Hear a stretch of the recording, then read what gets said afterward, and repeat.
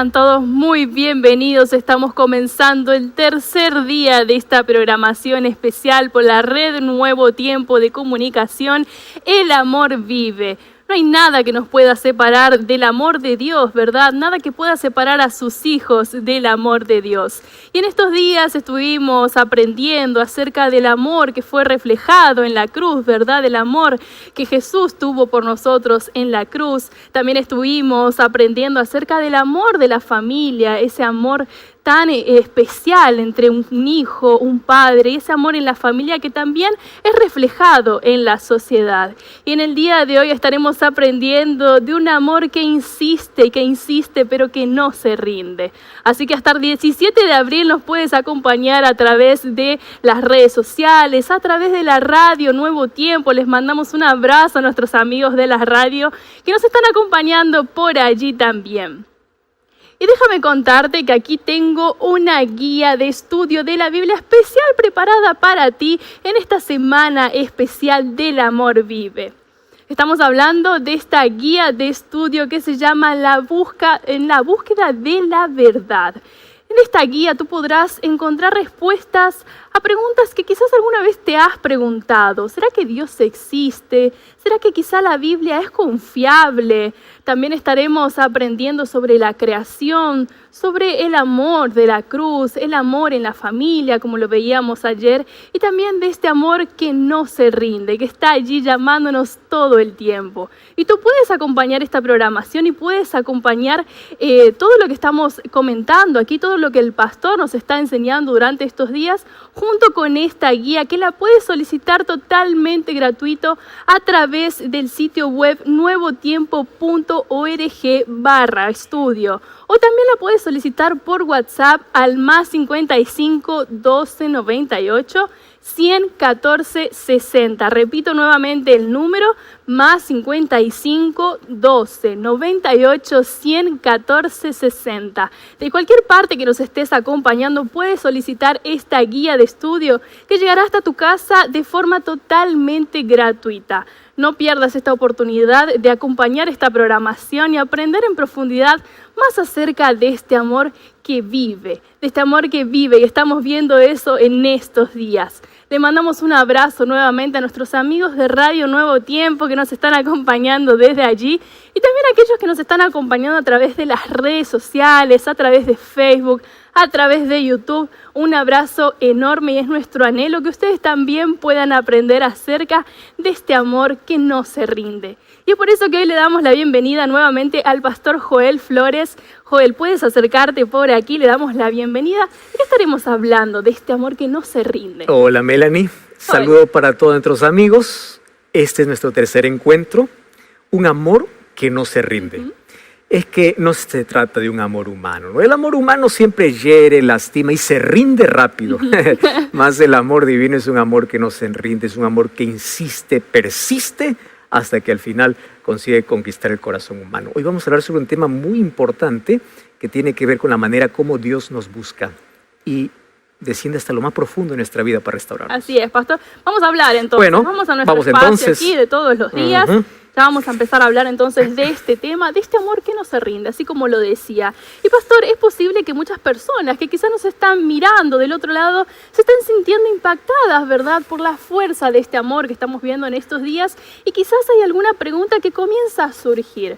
Pastor, ¿qué puedo hacer con este deseo quizás de compartir, de mostrarles a otros lo que es este amor? ¿Qué significa? ¿Será que Dios puede ayudarme o capacitarme para que yo pueda reflejar a otros sobre este amor? Quizá hubo alguna experiencia en su vida que nos pueda contar acerca de esto. Sí, Melanie. Uno de los errores que puede cometer el cristianismo es hablar de algo que no experimentó.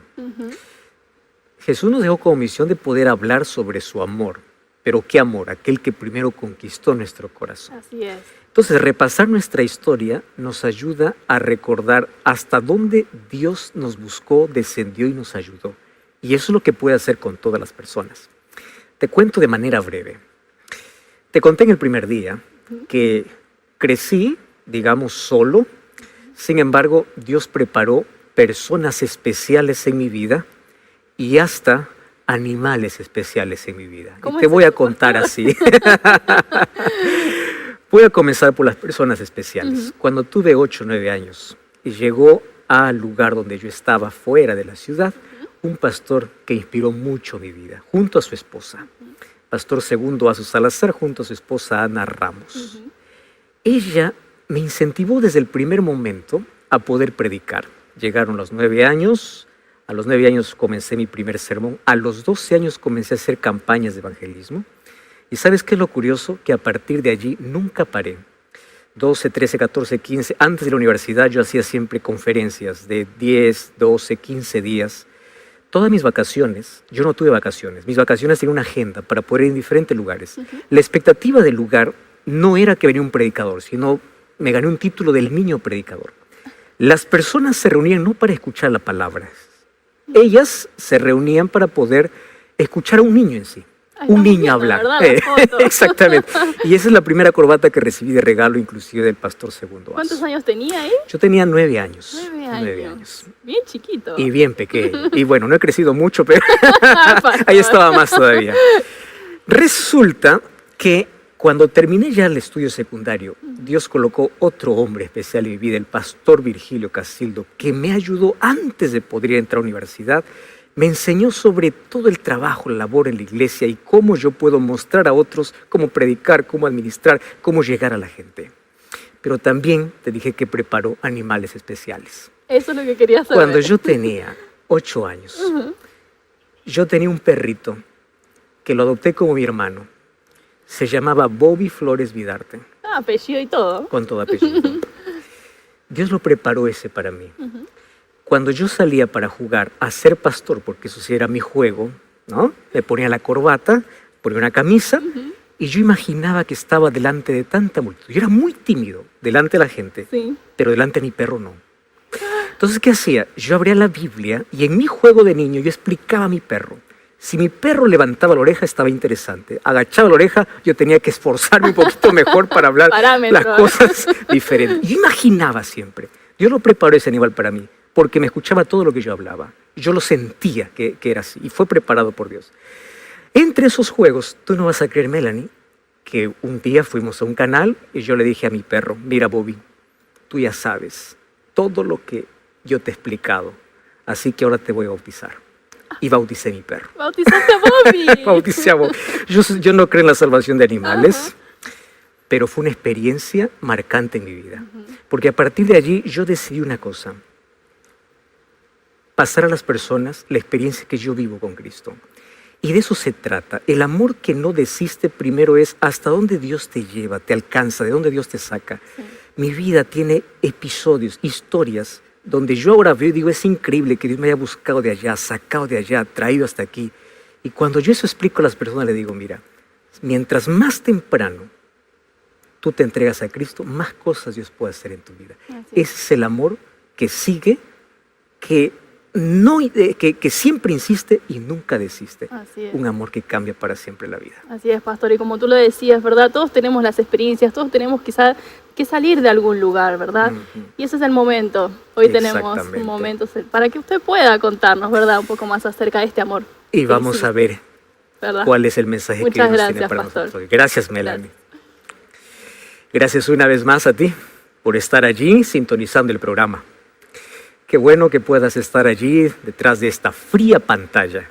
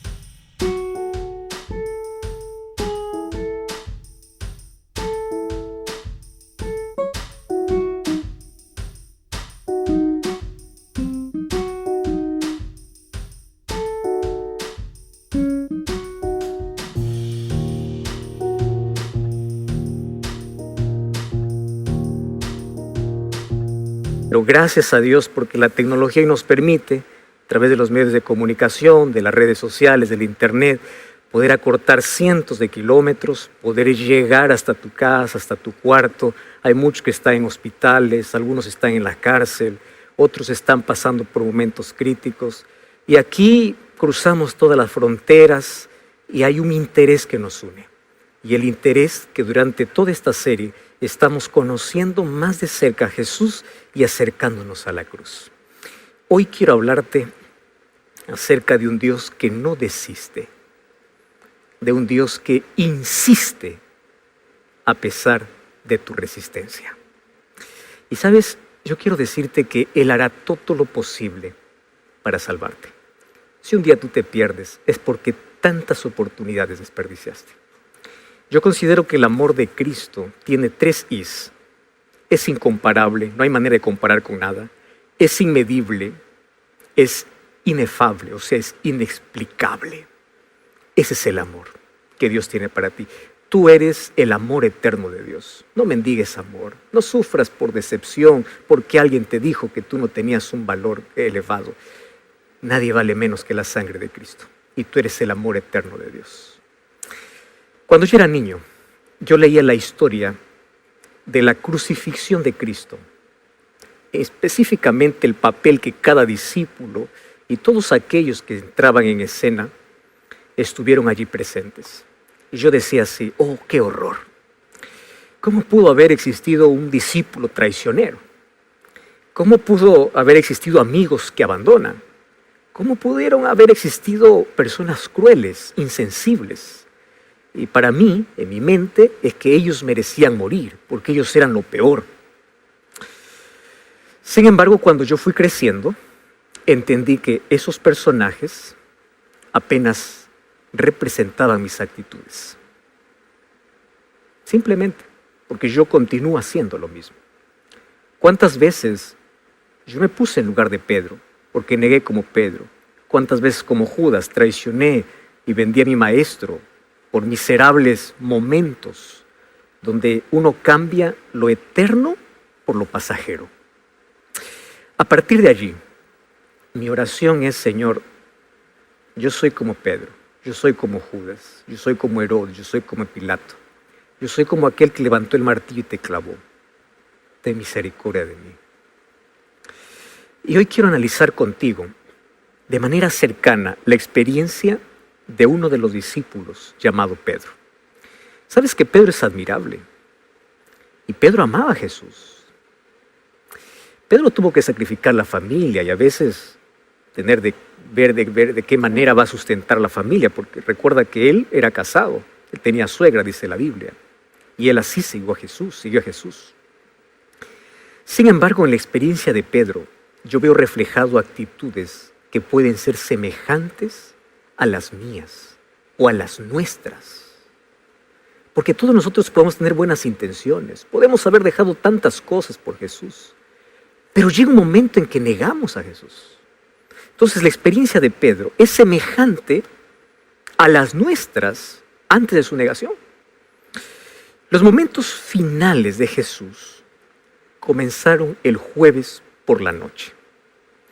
Entonces, a partir de allí, la secuencia de episodios, desde la cena pascual hasta el arresto de Cristo, pues allí describe aquel recorrido que va desde la despedida de Jesús, desde su mundo privado, o sea, sus discípulos, su grupo más íntimo, su grupo de relaciones, hasta el mundo público de Jesús, que fue desarrollado allí por el juicio ante Pilato, allí delante de todo Jerusalén, donde finalmente fue condenado a la muerte. ¿Recuerdas tú aquel jueves cuando estaban comiendo la Pascua? Jesús instituye la cena del Señor y allí él sabía que no le quedaban más de 24 horas para que él llegue a la cruz. Así que decidió pasar las últimas horas de su ministerio, de su vida, con las personas que estuvieron más cerca de él. Lo mismo hiciéramos nosotros. Si tú supieras que vas a morir, yo me imagino que tú harías lo mismo. Yo haría lo mismo, ¿verdad? Pasar con las personas más allegadas. Bueno, al final, eso es lo que más importa. Estar con las personas a quienes importamos. Ahora fíjate, en este escenario es que Jesús pasa la última información a su grupo de confianza. Pero me llama la atención porque en esos momentos Jesús tiene un momento más íntimo y más reservado con dos de sus discípulos. Uno Judas y el otro Pedro. Hoy hablaré sobre Pedro. Mañana vamos a hablar un poquito de Judas. A Judas Jesús le confrontó. Jesús le reveló los planes que él ocultaba en su corazón. Y Judas pensaba que nadie sabía. Sin embargo, a Pedro le reveló. No lo confrontó, a Pedro le reveló. ¿Qué cosa le reveló? Aquello que sucedería, para que él esté preparado. Y a partir de ese momento, vas a ver que todo es un caos. Momentos de tensión, de dolor. Pero Jesús ante todo mantiene la calma, mantiene la serenidad. En medio de tanta turbulencia, Jesús tiene el corazón calmado. Ahora, después de la cena, dice el texto bíblico, que él cantó, salió y allí tuvo con sus discípulos una declaración que asombró a los discípulos. Vamos a Mateo, capítulo 26, versículo 31 hasta el versículo 35. Dice así la Biblia. Entonces Jesús les dijo: todos vosotros os escandalizaréis de mí esta noche, porque escrito está: heriré al pastor y las ovejas del rebaño serán dispersadas. Pero después que haya resucitado, iré delante de vosotros a Galilea. Y respondiendo Pedro le dijo así: ojo, aunque todos se escandalicen de ti, yo nunca me escandalizaré. Jesús le dijo: de cierto te digo, que esta noche antes que el gallo cante me negarás 3 veces. Pedro le dijo: aunque me sea necesario morir contigo, no te negaré. Y todos los discípulos dijeron lo mismo. Wow, acá hay muchos detalles. Primero, Jesús no está preguntando. Jesús no está diciendo: a ver, levante la mano, ¿quién me va a abandonar? No, simplemente le está afirmando porque él sabe que así va a suceder. Solo que Pedro interrumpe. Pedro levanta la mano sin que le pidan para decir públicamente que Jesús estaba equivocado. Y él hace una afirmación, y la afirmación es así: yo nunca. Ay, querido, ¿cuántas veces salió de nuestra boca esa palabra? Yo nunca. ¿Qué significa yo nunca? Confianza propia. Confías tanto en ti. Yo nunca. Él prefirió confiar en él antes que en lo que Jesús estaba diciendo. A veces nos creemos más sabios que Dios. Queremos contradecir hasta la Biblia porque pensamos que nosotros tenemos la razón. Pedro contradice a Jesús. ¿Cuántas veces pensamos lo mismo? Claro, no lo decimos con palabras, mas nuestros actos gritan cada día. Esto se llama autosuficiencia o independencia de Dios. La independencia de Dios es el resultado de la autosuficiencia que hay en mí. Y la autosuficiencia nos lleva a pensar así: yo puedo. Entonces, decimos que podemos porque confiamos en nuestro talento, en nuestra capacidad, en nuestro dinero, en nuestro esfuerzo, en nuestra experiencia. Yo ya soy adulto, ya gané experiencia, yo puedo. Solo que ese yo tiene que morir. Ese yo nos lleva al fracaso. Mientras exista ese yo, Cristo no puede vivir en mí. Mientras no entendamos lo que Jesús dijo: sin mí nada podéis hacer. Mientras sigamos pensando que podemos, seguiremos cayendo, seguiremos abriendo heridas, hiriendo a las personas que más amamos. ¿Sabes? Mientras no aprendamos a confiar completamente en Dios y menos en nosotros mismos, el egoísmo y la autosuficiencia nos llevarán por los caminos de autodestrucción, porque nos independiza de Dios, creyendo que solos podemos. Querido, la autosuficiencia nos hace creer que somos invencibles. Esta fue la primera promesa del diablo allá Adán y Eva en el jardín del Edén. Ustedes serán como dioses. El diablo te dice: tú eres como Dios, tú no necesitas de Dios. Tú puedes vivir independiente de Dios. Por eso Salomón decía: antes de la caída siempre viene la soberbia. Por eso mucho cuidado. Y Jesús le responde: mira, Pedro, antes que el gallo cante, tú me habrás negado 3 veces. Luego de esa conversa, Jesús se dirige al Getsemaní. Y él sabe que las horas más oscuras que están por venir no es porque llegó la noche, sino porque llegó la hora de ofrecerse en favor de la humanidad. Y quiero que tú me acompañes. Vamos hasta Jerusalén. Jesús camina de manera tranquila mientras la luna llena iluminaba el camino. Era primavera, el camino estaba lleno de flores y de fragancia. Y Jesús separa a 3 de sus discípulos y los lleva a un lugar más íntimo, porque quiere que le acompañen a orar. De los 12, elige 3. Y aquí, ¿qué ejemplo me da Jesús? ¿Cuál es el ejemplo? En medio de la angustia, Jesús mantenía la calma. ¿Estás entendiendo? En medio de la angustia, Jesús mantenía la calma porque la oración le fortalecía. Entonces, ¿te sientes angustiado? ¿Sientes que no puedes más? Hay un lugar donde tus cargas pueden cambiar de hombro. Un lugar donde puedes dejar tus cargas más pesadas y encontrar paz a los pies de Jesús a través de la oración. Jesús me enseña que la oración no es manipular la voluntad de Dios. Cuando Jesús oró a su Padre, Él le dice: Padre, si es posible, quita de mí este cáliz, o sea, quita de mí la cruz de mi camino. Pero a través de la oración Él entendió que eso no es posible. ¿Por qué? Porque no hubo respuesta del Padre. Y Él no se desesperó, no dijo: Dios me abandonó porque no me respondió. No. Eso indicaba que el plan tenía que continuar, incluyendo la cruz en el camino. Sin embargo, mediante la oración, encontró paz para el corazón. Eso es lo que hace la oración. Quiero que sepas algo. A veces cuando oras solo encontrarás el silencio de Dios. No tendrás respuestas. Pero nadie que va a los pies de Cristo regresa sin paz. Siempre tendrás paz. A veces Dios no quitará la cruz de tu camino.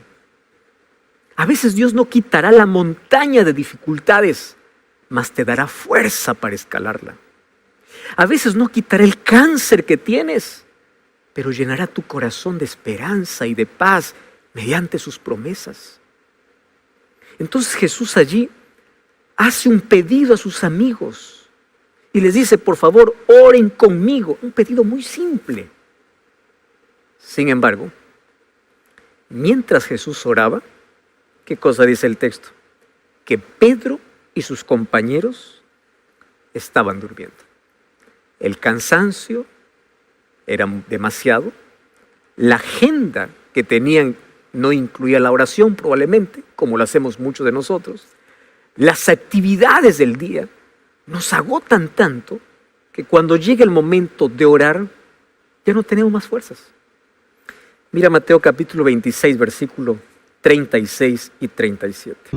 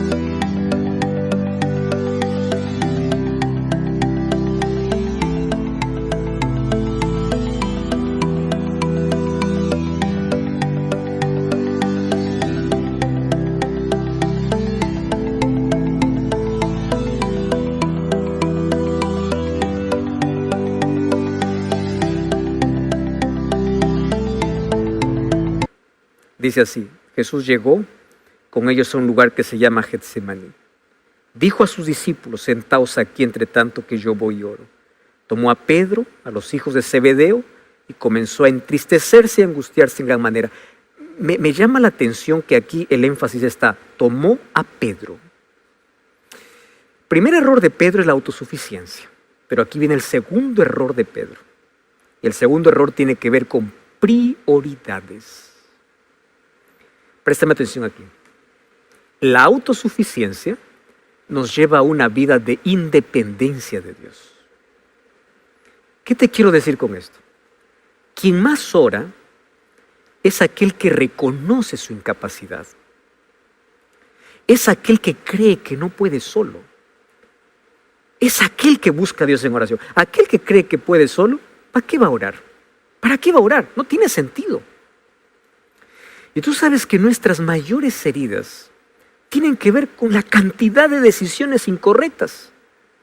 Nuestras decisiones están cargadas de emociones y pocas oraciones. ¿Cómo sería nuestra vida si antes de comenzar nuestro día pasáramos más tiempo en oración?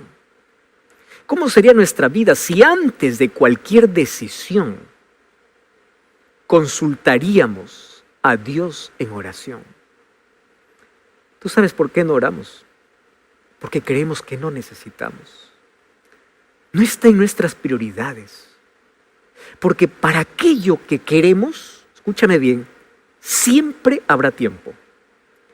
Para aquello que no queremos, siempre habrá una excusa. ¿Estás entendiendo? Aquello que quieres, siempre hay tiempo. Aquello que no quieres, siempre una excusa. ¿Sabes que el diablo solo tiene una preocupación? Mantenernos tan ocupados que no tengamos tiempo para orar. Inclusive podemos estar ocupados haciendo cosas buenas, pero estamos desconectados de la fuente de poder. Nosotros tenemos que entender que sin la oración somos frágiles, caemos rápido, cedemos ante la tentación. Tú sabes que sin oración fracasamos. Y fracasamos siempre porque vivimos desconectados de Dios. Jesús en la tierra no tuvo éxito porque Él era el Hijo de Dios o el Dios encarnado. Jesús tuvo éxito y el éxito de Cristo descansaba sobre sus rodillas, sobre su comunión con el Padre. Entonces el tiempo en oración determina el éxito o el fracaso de nuestra vida. Entonces, cuando nuestra oración es débil, somos débiles en todo. Cuando la oración se convierte en apenas un rezo sin sentido, perdemos nuestra defensa. Satanás se ríe de alguien que quiere enfrentar la vida sin estar aferrado a Dios, sin comunión con Dios. Él sabe que persona que deja de orar acaba negando a su Salvador, como Pedro. Hay un texto lindo que dice: las mayores victorias del cristiano no son los que se ganan mediante el talento y la educación.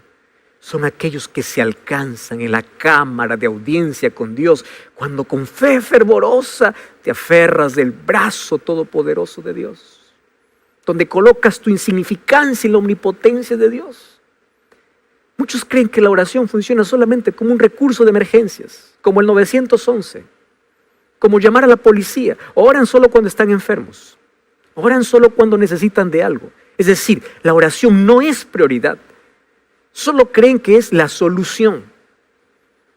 Querido, la oración no es para informar a Dios lo que nos está pasando.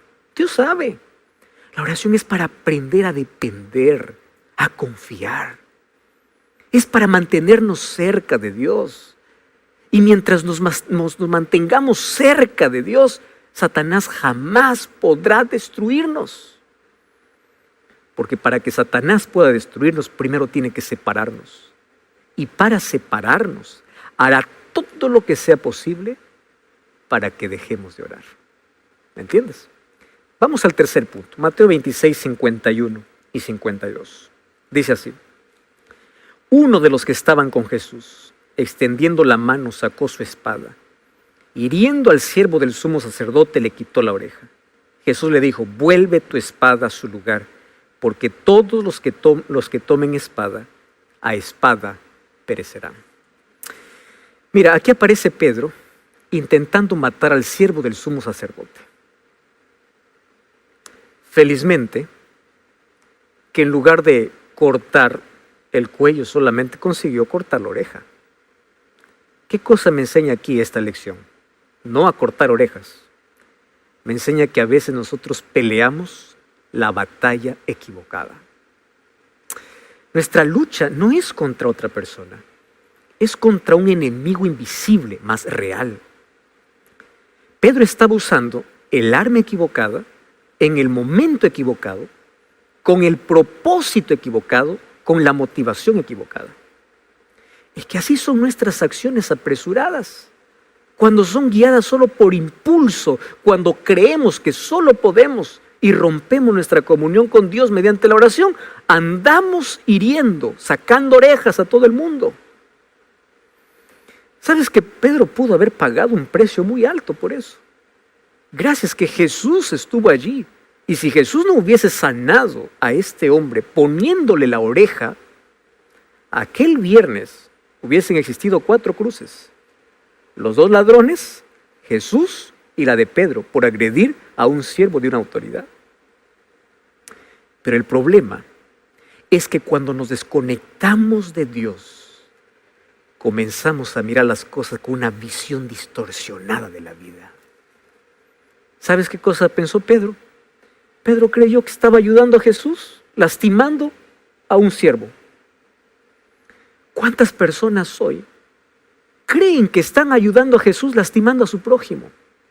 Porque tienen una visión distorsionada de todo. Vamos por la vida quitando orejas, lastimando personas, creyendo que así estamos agradando a Dios. Cuando nuestra pelea no es contra el prójimo, nuestra pelea es contra el enemigo. Nuestra arma es espiritual. Por eso es que es en oración, en estudio de la Biblia, la fe, la salvación. Esa es la armadura que debemos tomar. Nuestra lucha tiene que ver con ser guiados por convicciones o por emociones. ¿Sabes?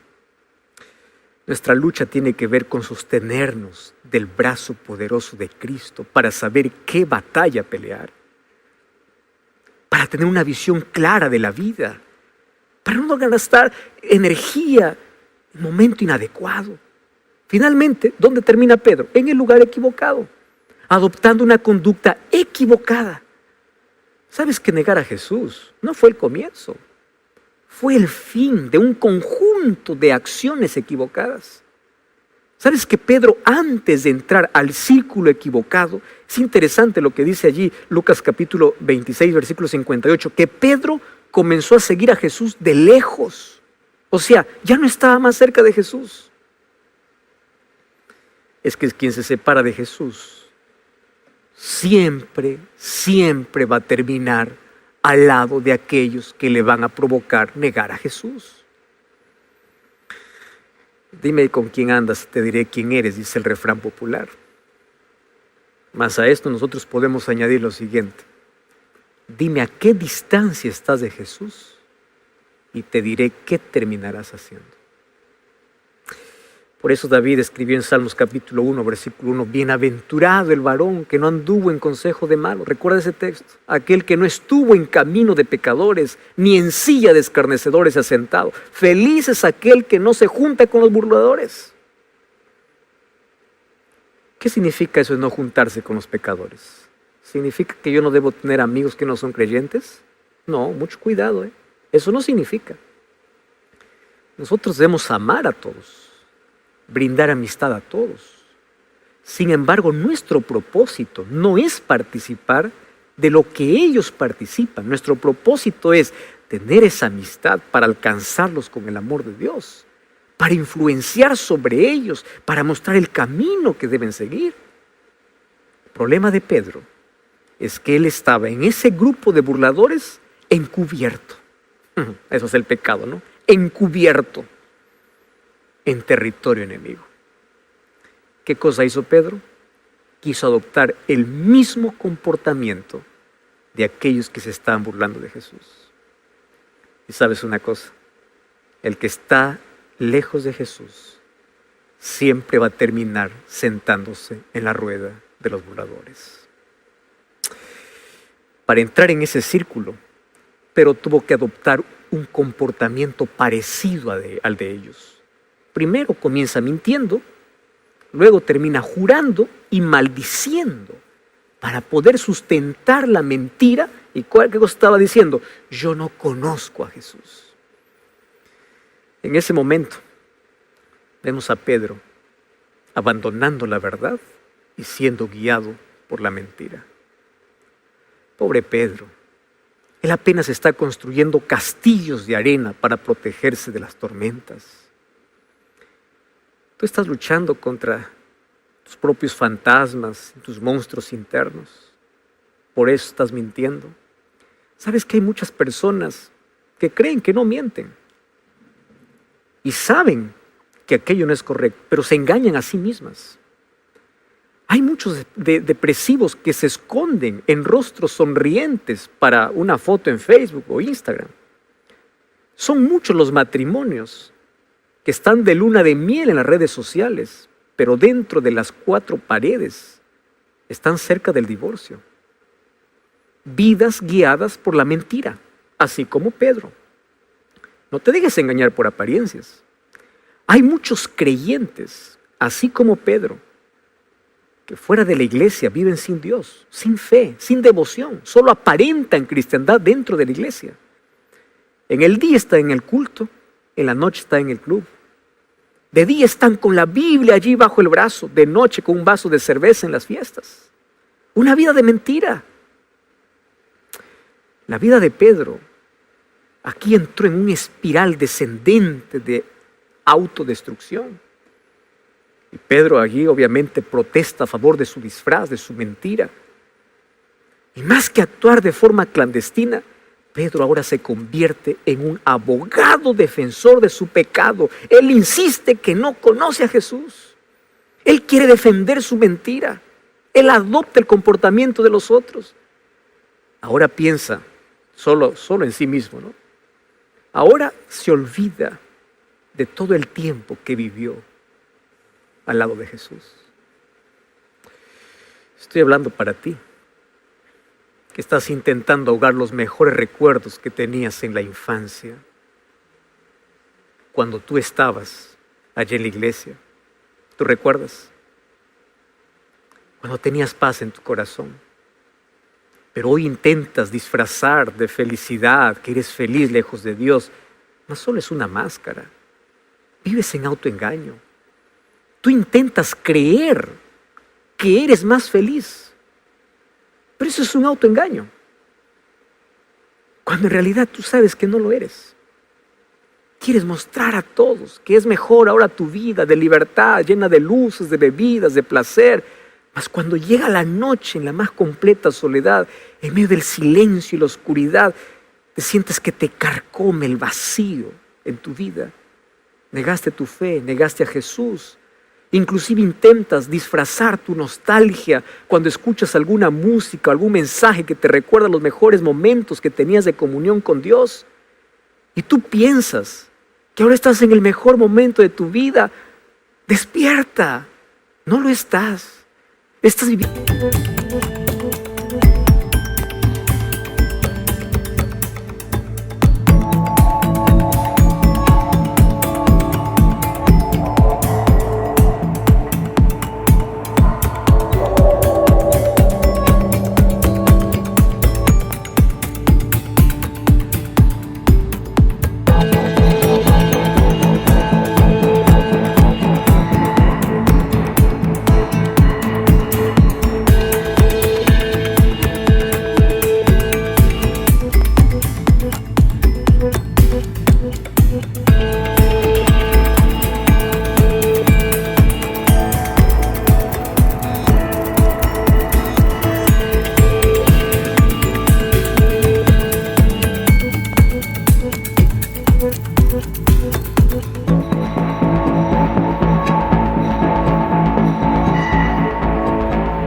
Una vida de autoengaño y de autodestrucción. Las negaciones de Pedro lo colocaron en el peldaño más bajo de la escalera del pecado. Y ahora le encontramos a Pedro disimulando. Sabes que el que disimula el que aparenta que está bien, el que aparenta que es feliz, pero no es así, se está envenenando.